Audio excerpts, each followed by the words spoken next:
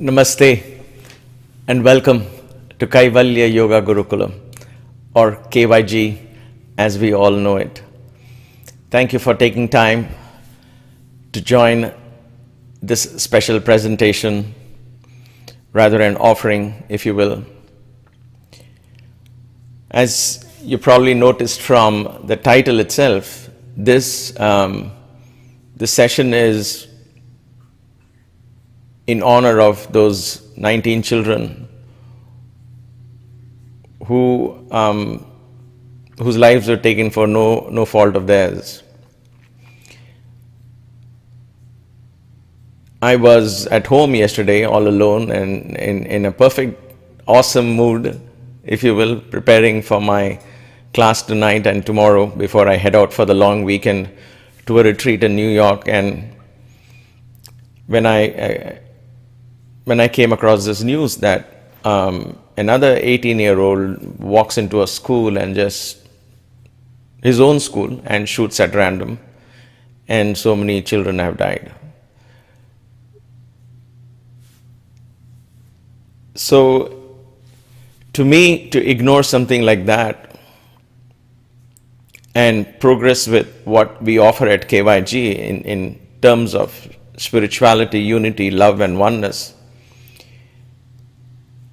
and to ignore something that affected almost everyone who would have read it or have come across that news, right? You just can't ignore something like that. And so to me, both Maya and I thought, how could we ignore something like this? At personal levels, I haven't fully made peace with it in one sense, but in the other sense, there is an oasis of calmness that I have been able to tap to with the practice of yoga, meditation, and more than anything, the philosophy of love, unity, and oneness that we were given by our beloved Guru, Bhagavan Sri Sathya Sai Baba. So, once I go there, I do find peace. But then I thought of the community, the world at large, and I thought it is our duty to address this. We are not here to provide solutions, of course, but to at least address it and come face to face with what I call this ghost that is hiding in our closet. This ghost that disguises himself, let's call it a he, disguises himself in many forms and comes to us. That ghost is violence. He is a ghost. Violence is a ghost. It's up here. And everything else that happens in the physical world, in terms of picking up a gun or a knife or even just making it into a fist and hurting someone. And of course you have the wars and all of that. All of that is just manifestation, is the external, the last piece in the puzzle, if you will. But that energy that hides in our closet here is what fuels that. And so we have to come face to face with that. On the one side, it's easy for us to sit back, watch it as a news. It's not easy. I mean, I would say it's easy, but it's really not easy to watch this kind of news, right? It's troubling, especially if you have love, and who doesn't have that love? So if you have any iota of love in your heart, you would have felt the pain of that. Those parents would have lost, and with 2 days for the school to close for summer, this happens, right? I'm not here to discuss that particular incident as such, because there's very little known at this point. What I'm reading on the news is available for you as well. And so there's nothing special that I'm going to share. But it's time like these, if it's a tsunami that kills 250,000 people, like it happened many years ago, or a huge flood in the Ganges that killed again hundreds and thousands of people a few years ago. Those are natural disasters, but they still do raise certain fundamental questions of existence, the meaning in our existence. But when incidents like these happen, when humans cause pain and affliction to fellow humans, knowingly, such as the war and political reasons, or due to what I can only term as mental illness or mental disorder, where an individual takes it upon himself or herself to do something that could actually harm fellow human beings.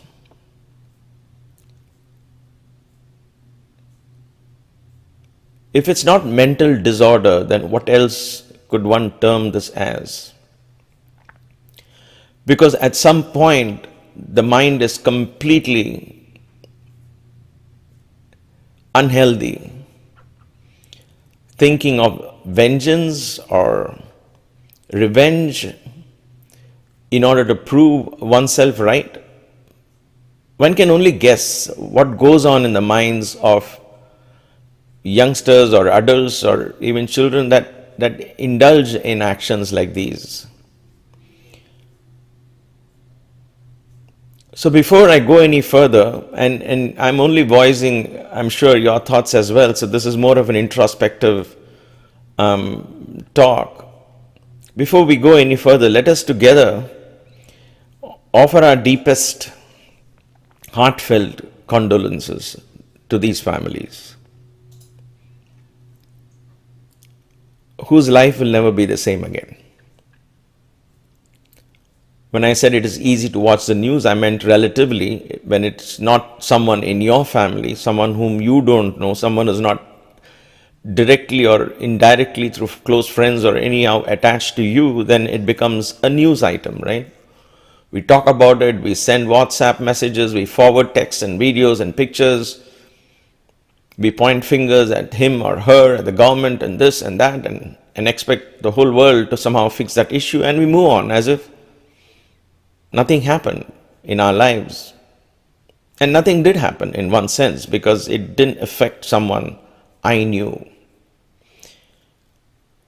But for a moment, what if you were one of them, one of the parents? How would you deal with a situation like this? Life seems to come to a stop, right? And it changes completely. And you would ask, for what reason? Why me? Why my child? So there are moments in life when everything that you learn, everything that you study, all the philosophies and everything seems to come to a standstill. And you question everything. But rather than lose faith, these are the times we need to face the ghosts in the closet. Find out why. Why does man do something like this? Today it was one 18-year-old kid. I'll call him kid. I mean, which parent will think the 18-year-old is suddenly an adult just because they have a couple of wines or, they go driving on their own? They're still young. I'm not justifying his actions at all, but still, 18 years, what would have driven that young boy to do something so horrendous? Did he even imagine the extent of damage that he caused? I think not. Why? Because he was mentally ill.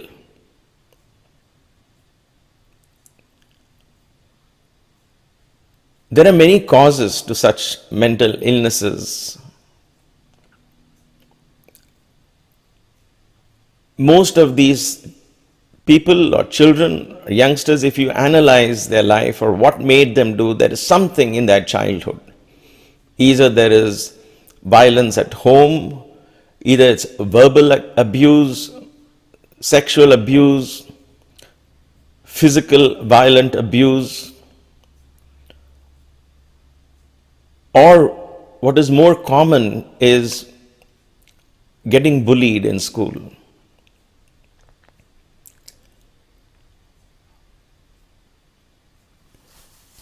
So it is important that we engage, I guess, our children in conversations to know exactly what they're going through, because when a child goes through and becomes a victim of being bullied, either because he is not as tall or not as fair or not as good looking, or he has lisp in his talk, or he stutters while he talks, or he perhaps limps a little, or he's too frail, or he's too fat,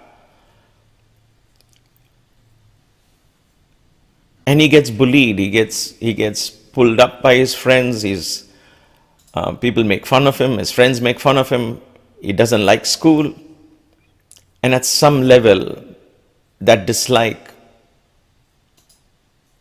begins to render a victim mindset in that individual, and when that individual grows up, it could take many forms. It could lead to depression and suicide on one side, or it could lead to something so horrendous like this. Not that the other one is less horrendous, but all of these, or it could just be a depressed individual who just drifts along life because somewhere deep within him or her, at some level in their growth, their self-esteem was completely broken.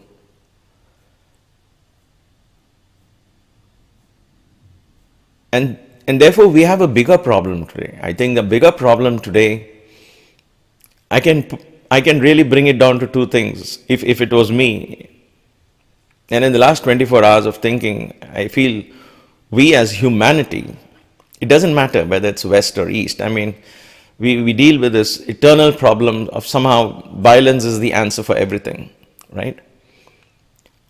Now, something that happened with Mughals and in India 500 years ago or 1,000 years ago, if you take that up today and hurt your neighbor because of something happened hundreds of years ago, how is that justified? Where does it end? Right? There's no end to that. So violence has never been an answer, will never and can never be an answer, because when anything is done out of vengeance or pride, or all of that stems from a disorder here at some level. That's why there is disunity, there is division, because of the mental disorder at many levels that begins in the mind of the individual or community, and it goes on. The two things that I personally feel that really is the danger for future of humanity. One is addiction. Addiction of every kind. It almost seems like life is full of addictions today. In today's life, if you analyze, we sleep because we are addicted to sleep. Yes, it is necessary to a point, but we do sleep much more than required, right? You know it, I know it. We love to laze around. Laziness is an addiction. Food is one of the biggest addictions, and in that predominantly sugar. And thus addictions, television is an addiction. Everything seems to start off well, and then soon it becomes an addiction. Then your life revolves from one addiction to another addiction. Your day revolves from one addiction to another addiction. We get addicted to our favorite sofa in the house. We get addicted to which side of the bed we sleep on. We get addicted to almost everything. Immediately our mind builds a pattern of neurons that keep firing the same manner. Every time a certain situation is triggered, we have trained ourselves to respond or react in a particular manner, and anything different gives us discomfort. So one of the biggest problems we face is addiction. I don't believe there is anything like a good habit or a bad habit. For me, habit is the problem. Anything that becomes a habit, anything that takes the spirit and renders itself as a ritual, loses its meaning, loses its charm, loses its energy, its efficacy, its power. Whether it is chanting of mantras, or whether it is meditation, or whether it is singing kirtans, or whether it is dancing, or whether it is going to work, which was once upon a time a dream job, today has become a nightmare or a place of stress.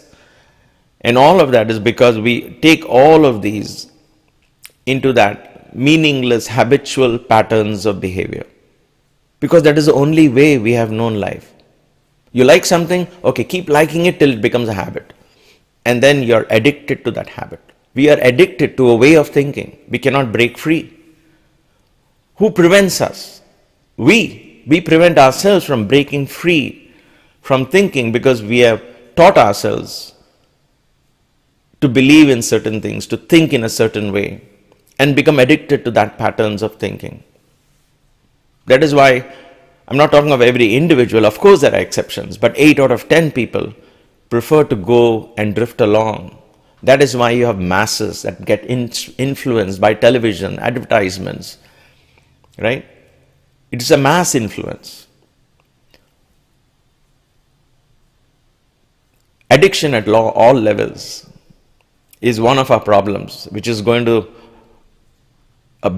be a big scar in human evolution. Was there a time when we were fully aware? I believe there was. I believe there was a time which was the peak of human evolution. I like to call it the Vedic Civilization. It was in the eastern part of this globe, from where I am at least. I'm in US now. But there are written documentation, the knowledge that they share reflected the kind of heightened awareness and lifestyle that they lived many hundreds and thousands of years ago. But those are up for grabs now. Those are up for debates. You can prove it either way. So I leave that. But that's just my belief. I have to state it. So I do believe that there was a point in time that mankind had evolved to understand consciousness, the role of one's purpose in life, the idea of self-actualization, self-realization, the idea of understanding that within me lies great treasures that are cosmic in nature. And if I can tap into that, I don't need anyone else to endorse me. I don't need to depend on crutches or support systems like education or good looks or color of skin or whatever it is that today we rely on to fit into the world. I wouldn't need that if I knew that within me lay a key that would open the door to paradise within.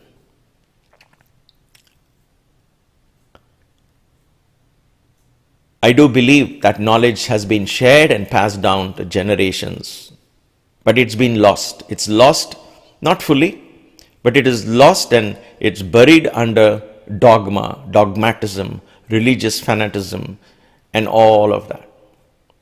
The essence of all religions is deep spirituality, but we have lost that in breaking the world apart, in breaking religions apart, in breaking the teachings of great avatars and teachers.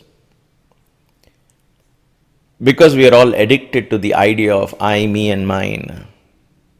I first, me first, mine first. To the exclusion of others. That is a pattern of thinking that we have all become addicted to. And the second danger that afflicts us is mental illness.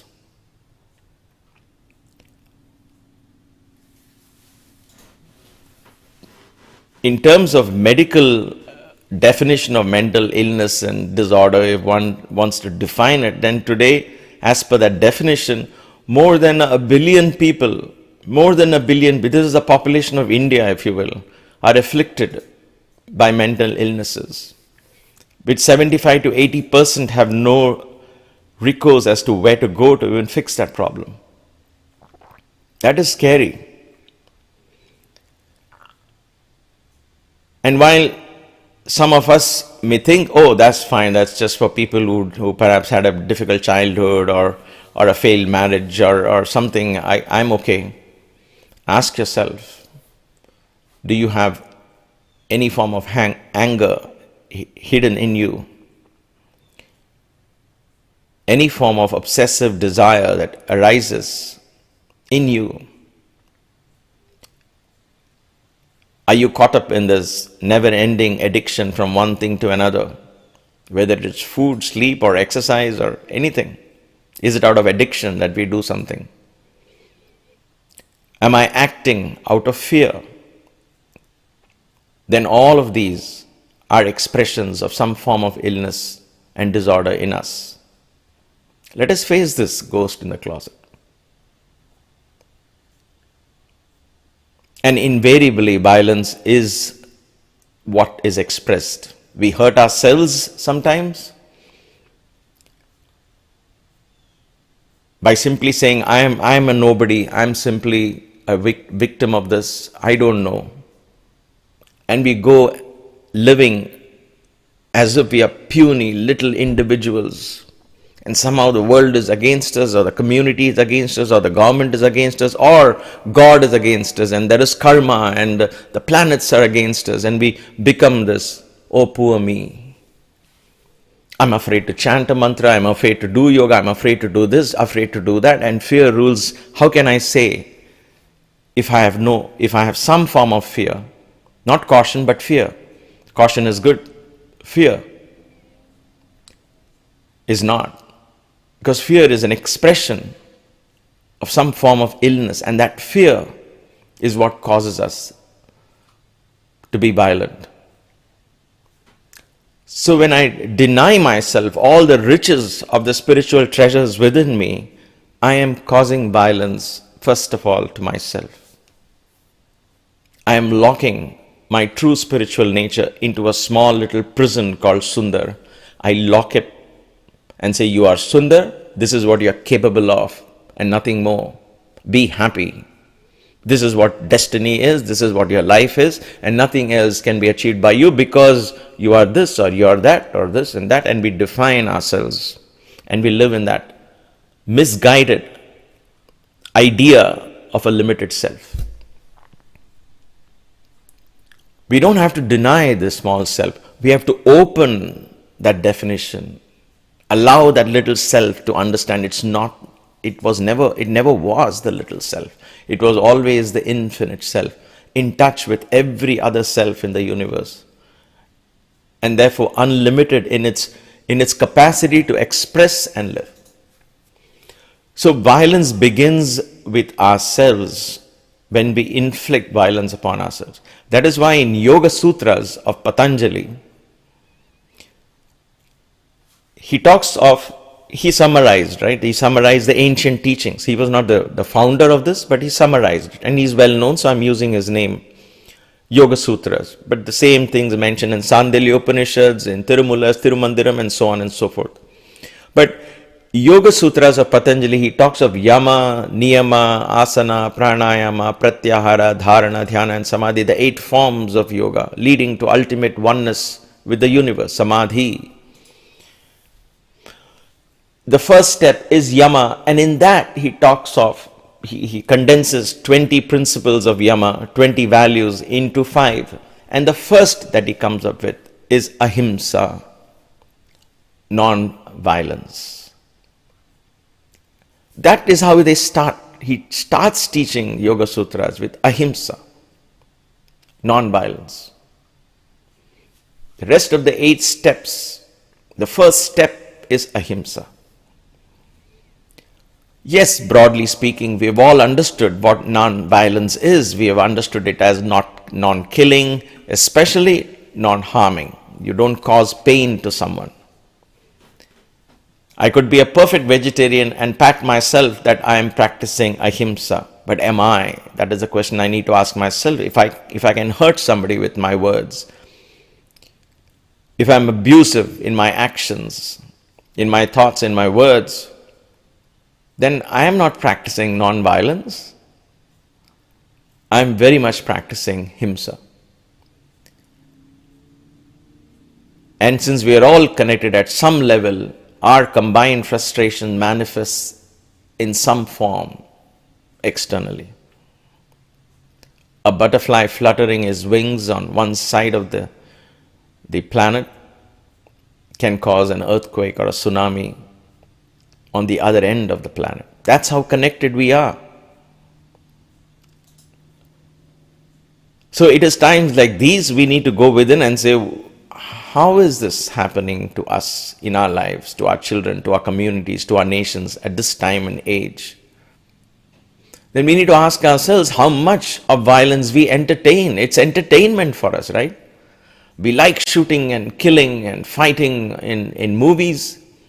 We like dramatic news. The rating goes up. The more dramatic it is, the more higher the rating. We like people quarreling on television, making scenes, and we love that. How can we then suddenly become saintly and say, oh, the other things are all violence, I practice non-violence? So it is time for such introspections, not judgments, introspection. And it's time to face the ghost in the closet, because one of the biggest ghost is that idea of violence that stems from this low self-esteem, if you will. And that is a form of a mental disorder, because we were not meant to live a life of low self-esteem. Every teaching across every great religion and scripture worth its salt teaches us that within us lies the kingdom of God. And it is only in love and unity that one can express or experience any form of spirituality, correct? So, my dear brothers, sisters, let us take these moments not to avoid certain news. Yeah, I can understand if it's very painful, you must avoid the details. We really don't need too many details. But I think we are not parents, so I'm not advising you, but I think it's a good idea to engage in a family conversation. Get to know who feels what. Is there a hidden anger somewhere? Is there a hidden agenda that without you knowing a child could be developing?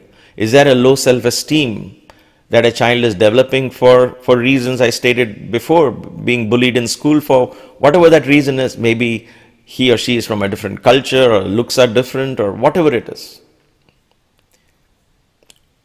Because if we don't address these issues, thinking somehow it'll go away, oh, when they grow up, it's okay, oh, let them face life, this is all true, then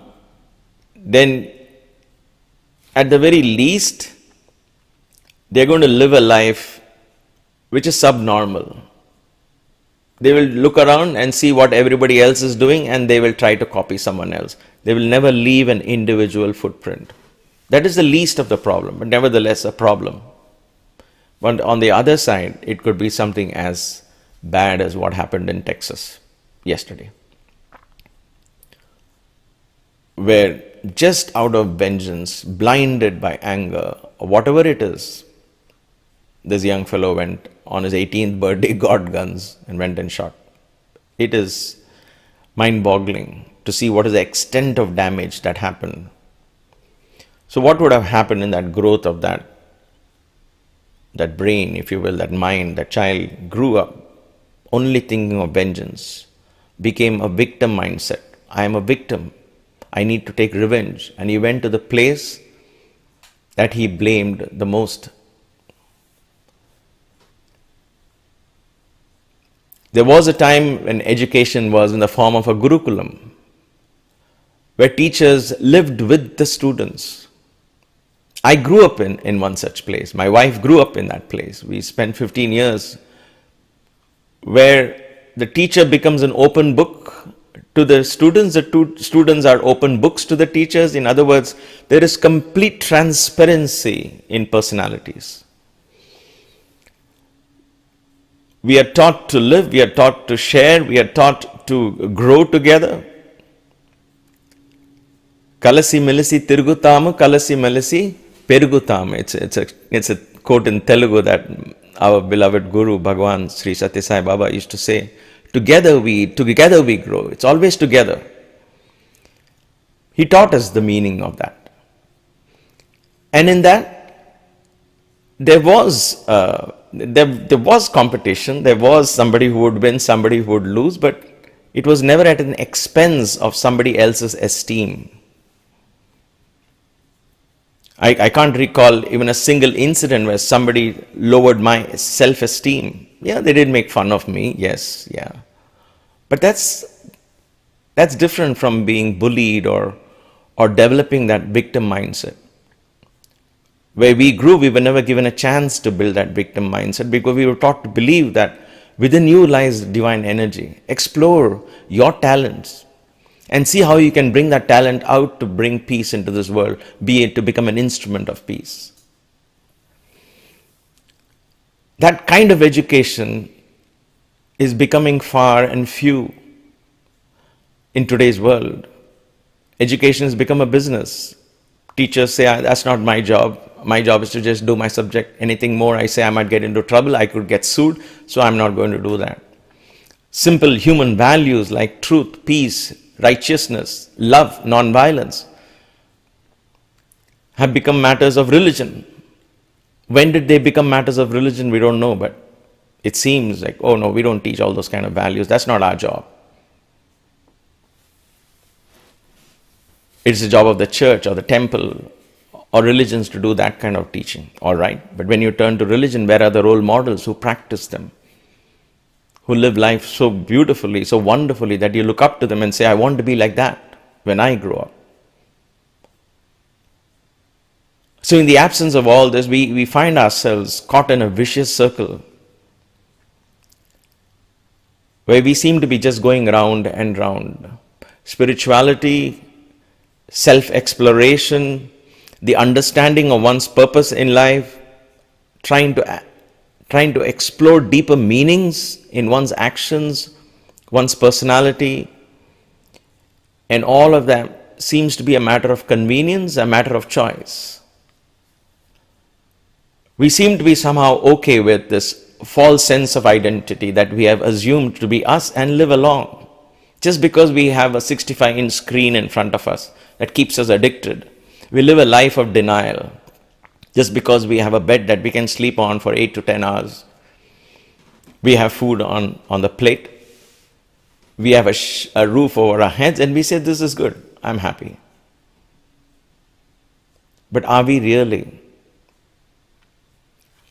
Or there is some seething volcano within us in the form of disillusionment, in the form of anger, repressed anger, suppressed emotions, suppressed desires.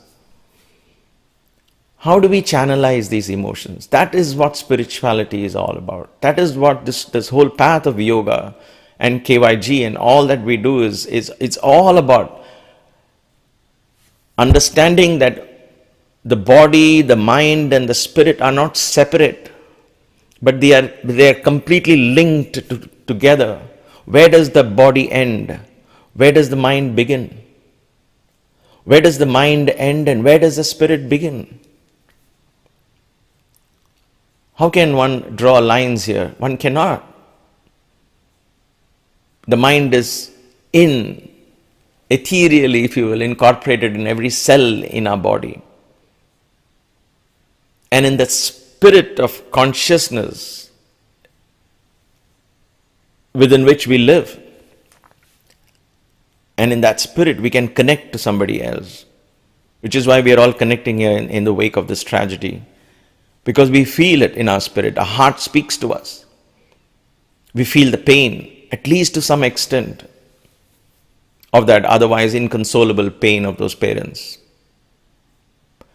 So we need to take up spirituality not as a matter of choice or convenience, but I think as the very purpose of our lives. And by spirituality, I don't mean necessarily religion, but if religion is your starting point, fine. Any religion, as long as they teach you these basic values, perhaps not as defined as I say it, but in some form. Truth, satya, dharma, righteousness, shanti, peace, prema, love, ahimsa, non-violence. Why can't this become part of our education? The children who are bullying are not bad children, they don't know any better. But if every child is introduced at the right age, in the right manner, by parents, if not teachers, by siblings, older siblings, elder siblings, or we bring, that's why I see this in many occasions, we bring it into dinner conversations without the fear or without the influence of judging someone else. We bring up discussions on these human values, the challenges somebody would face to practice a value of ahimsa. How do we face ahimsa today? Discuss it with your family. Sometimes a young child might have the answer that you are seeking. Sometimes a youngster just might need a platform to express his frustration or her frustration, and that's okay. But if we don't educate these, thinking that the education of these human values are something only for the Sunday churches or Sunday classes or Saturday classes, and we don't, when children come home, we just want to give them a free time, we just all want to watch movies and go picnics, all of that is good. But what is our role as elders in the family? What is our role as parents? Don't we take any responsibility in shaping our children? What is my role and Maya's role here as we say we founders of KYG, but what do? We need to keep enriching our lives and share that enrichment with you all. That is our call. That is what motivates me to sit here and talk about this incident. I'm not giving parental advice, please. I'm not qualified to do that, or any advice.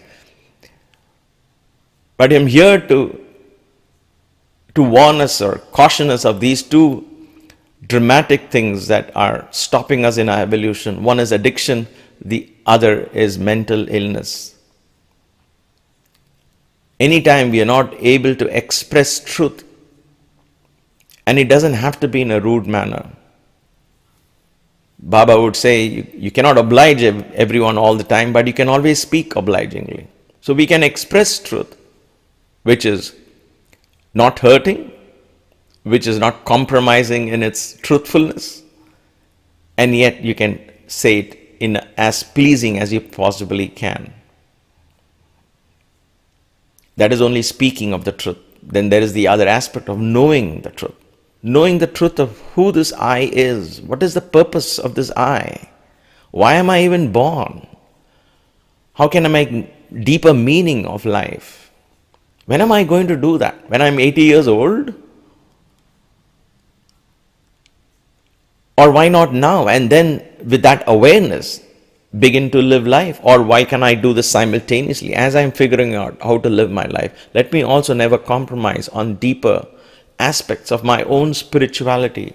Who am I? What my purpose is? What is that inner potential that I can tap into? And then you begin to understand that life opens up avenues for enrichment, empowerment, and enlightenment. So let us make human values such as truth and righteousness. What is right action? What are the contexts that a right action could be perceived wrong or is wrong? An action by itself is neither right or wrong. But in the context, it is perceived as right or wrong. In a particular culture, an act could be right. In another culture, an act could be wrong. In a particular time of the day, an act is right. In a particular time of the day, that very same act could be harmful. So there is a context of right action. So what is right action? Let's bring it up on a dinner table. Let's explore it. What about peace? One doesn't have to preach these things, but one can learn it in discussing. What is love? What is non-violence? Where does one's self-esteem fit into all this? How does one live a life with self-confidence? You know, when I thought of a title for the talk, the sentence that just dropped, literally fell into my lap out of the blue was muscles of iron and nerves of steel. I still don't know why that thought came. I just put it in the title.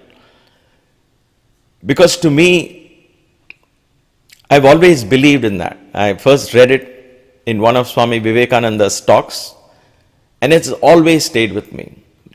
We need muscles of iron. In other words, the body should be healthy.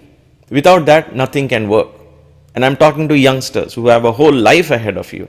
When you're 30 or 40 years old, you still have a whole life. I would say even at 60, you still have potentially another 60 years ahead of you to live life fully. It doesn't matter how long you live, but he'll live healthily till the very last day. So muscles of iron represents a powerful, strong body. Strength and health is what is key. Good looks and all of the skin color and good looks and height and all of these are ideas that have been superimposed upon humanity at large. We have created this false idea of what beauty should be. We have created this false idea of what one culture should be as opposed to another culture. So we have this higher culture, lower culture, advanced nation, not so advanced nation, this, that, rich country, rich people, poor people. We have created all this. Everything is imagination. Everything is superimposed. And we have allowed ourselves to buy into those ideas. And we define ourselves, whether I'm beautiful or not, whether I'm tall or not, everything is relative, right? But being healthy, being strong is not. You can be healthy, you can be strong. Muscles of iron is what we need. Nerves of steel comes from that deep awareness, an idea to understand the self. Self-confidence. True self-confidence comes when I begin to just accept. You don't have to be self-realized for this. Just accept that within me there is a key that can unlock my inner potential. My mind has tremendous potential within it. Harnessed carefully, channeled carefully, this potential, this potency of my mind can give me anything I can express in my wildest dreams, and it can find fulfillment. We need that kind of education in our homes. Then the schools become incidental. The subjects they learn become incidental. And then they set out to achieve greatest things in their lives. And I'm talking of youngsters and children who are going to come into the future tomorrow as leaders of the society. They will come forth from that. I have been able to tap into my inner resource. And my peace begins and ends in that. I have an oasis of knowledge, love within me. I have an ocean on the banks of whose shores I can sit and meditate and find eternal peace. And when I have found that, then I don't seek that elsewhere. I don't seek that necessarily in friends. I don't seek that in positions and job and materialistic things, because I've already found that. And having found that, now I use all the external things as means to enhance that experience. I begin to share. I begin to give. And in that giving, I begin to receive. If this kind of philosophy is taught universally to our children, how great and how wonderful will our society be? Will our families be? Will our communities be? Will our nations be? And therefore, my dear friends, brothers and sisters, this is a news item that will go away because our attention span is worse than that of monkeys these days. So we will forget it in a week. Or we have that way of simply denying it. It's okay. But right now is a moment to start something positive in your homes, in your family. At least to honor these children. Something that brings enrichment, that brings empowerment to you as a family. A discussion maybe, an outing maybe, a routine maybe, an exercise maybe, I don't know. You figure it out, but something that enriches your mind, something that empowers your body, something that enlightens the spirit. Then I would think that these children did not die in vain. They have helped raise the human consciousness.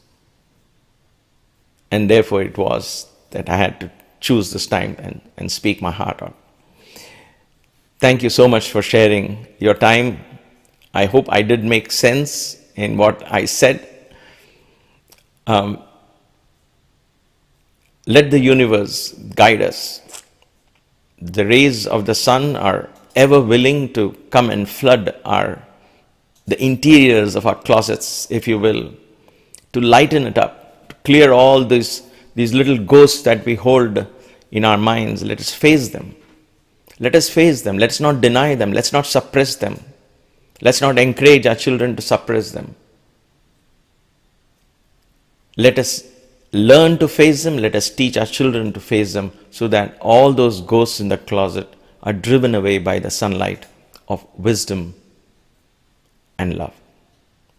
Thank you very much for watching this.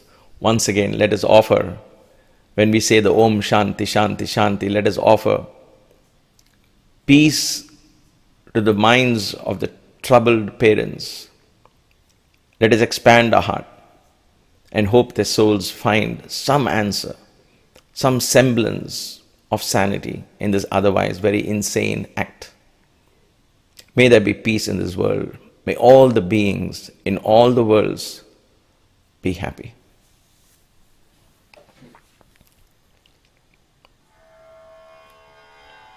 We chant one Om and 3 Shantis. Om Shanti Shanti Shanti.